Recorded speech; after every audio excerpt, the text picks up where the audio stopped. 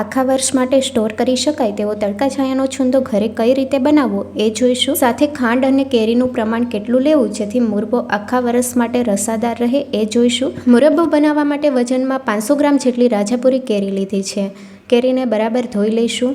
જ્યારે પણ તમે મુરબ્બો બનાવો ત્યારે ફ્રેશ કેરીનો ઉપયોગ કરવાનો છે. અહીંયા મેં રાજાપુરી કેરીનો ઉપયોગ કર્યો છે. તમે તોતાપુરી કેરીનો પણ ઉપયોગ કરી શકો છો.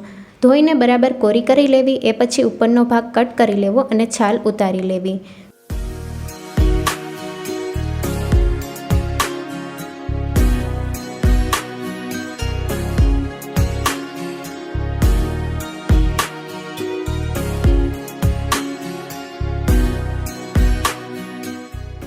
કેરીની છાલ ઉતારી લીધી છે. હવે કેરીને આપણે ખમણી લઈશું.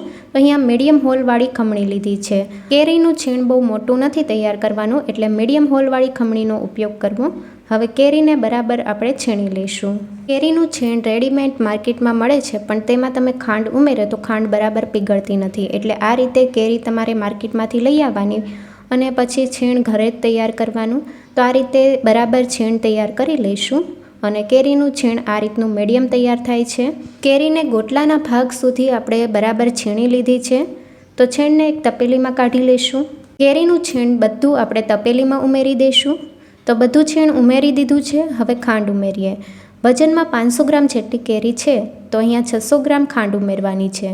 રાજાપુરી કેરી ખટાશમાં વધારે હોય છે, એટલે ખાંડનું પ્રમાણ વધારે લેવું. જો તમારે વધારે રસાદાર મુરબ્બો તૈયાર કરવો હોય તો તમે 1.5 ગણી ખાંડ ઉમેરી શકો છો. 500 ગ્રામ કેરી લ્યો તો તમારે 750 ગ્રામ જેટલી ખાંડ ઉમેરવાની. ખાંડ બરાબર મિક્સ કરી લઈશું. મુરબ્બો તમે ગેસ ઉપર પણ તૈયાર કરી શકો છો, પણ અત્યારે આપણે તડકા છાયાવાળો મુરબ્બો તૈયાર કરવાના છીએ, એટલા માટે આપણે ખાંડ બરાબર મિક્સ કરી લેવાની. એ પછી જ તડકે મૂકવાનું. જો તમે આ રીતે ડાયરેક્ટ મૂકી દેશો તો ખાંડ પીગળતી નથી. ખાંડ બધી બરાબર પીગળી જાય એ પછી આપણે તડકે મૂકવાનું છે. તો બધું બરાબર મિક્સ કરી લીધું છે. હવે ઢાંકણ ઢાંકીને 2 થી 3 કલાક માટે રાખી દઈશું, જેથી ખાંડ બધી બરાબર પીગળી જશે. 3 કલાક જેવું થઈ ગયું છે અને ખાંડ બધી પીગળી ગઈ છે. આ રીતે તમે જોઈ શકો છો ખાંડ પીગળીને બરાબર ખાંડનું પાણી તૈયાર થઈ ગયું છે. તો આ રીતનું થઈ જવું જોઈએ. એ પછી આપણે તડકે મૂકવાનું છે. તો હવે આપણે એક આછું કાપડ લેવાનું છે. તમે કોટનનું કે મલમલનું કાપડ લઈ શકો છો. આ રીતે કાપડને આપણે બરાબર કવર કરી લઈશું. કાપડ આછું હશે તો તડકો અંદર સુધી બરાબર લાગશે. તો આ રીતે બરાબર કવર કરી લઈએ. એ પછી આપણે તડકે મૂકવાનો છે. મુરબ્બાને 3 થી 4 દિવસ માટે તડકે રાખવાનો છે. અહીં આપણે 500 ગ્રામ કેરીનો બનાવ્યો છે, એટલે 3 થી 4 દિવસમાં તૈયાર થઈ જશે. અને રાતે યાદ કરીને આપણે ઘરમાં લઈ લેવાનો છે.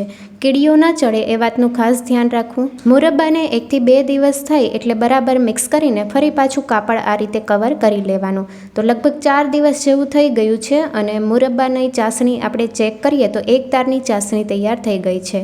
તો એ રીતની 1 તારની ચાસણીની કન્સિસ્ટન્સી આવવી જોઈએ. હવે ફ્લેવર માટે તજના ટુકડા, લવિંગ અને એલચીના દાણા ઉમેરીએ, જેથી એલચી, તજ અને લવિંગની ફ્લેવર મુરબ્બામાં સારી રીતે બેસી જશે. બરાબર મિક્સ કરી લઈએ.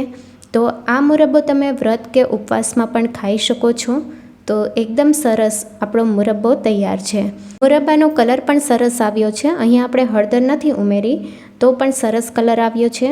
મુરબ્બાને તમે આખું વરસ કાચની બરણીમાં સ્ટોર કરીને રાખી શકો છો. રેસીપી કેવી લાગી કમેન્ટમાં જરૂરથી જણાવજો. નવી રેસીપી જોવા માટે ચેનલને લાઇક, શેર અને સબસ્ક્રાઈબ કરો. Thank you for watching.